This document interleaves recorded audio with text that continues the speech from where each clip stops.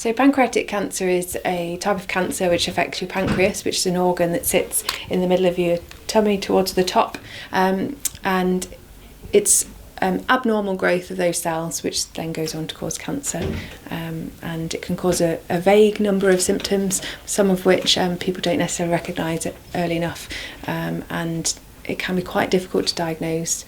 So it's really important to be aware of those symptoms. So number one, I would say tummy pains. So tummy pains tends to be up here. We call that the epigastrium, but it can also be at the back. Some people report that it feels like the pain's going boring into the back.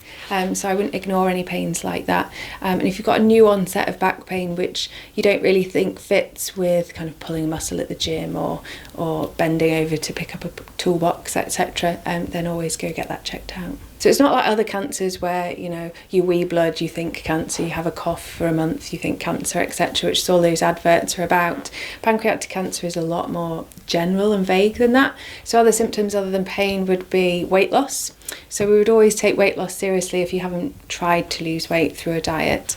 And the other thing is if your skin starts to go yellow, so we call that jaundice. And the mixture of all those symptoms, as I said earlier, can be related to other conditions as well. So that's why pancreatic cancer is so difficult to diagnose, because it presents so late, so the symptoms kind of grumble on for a good period of time, and it tends to be diagnosed too late in order for us to be able to do something to treat it and cure it. But I think the most important thing to get across is not everyone with the symptoms I mentioned above would have pancreatic cancer, and they're a mixture of common symptoms that in the majority of people will be related to mild or non-severe disease, really. I would also say it's worthwhile consulting with your own clinician. That might be a GP, it might be a nurse practitioner, about those symptoms, and then we can take responsibility for that. We can pull all those symptoms together and try and find out a bit more about them. Is it simple indigestion, or is it indigestion,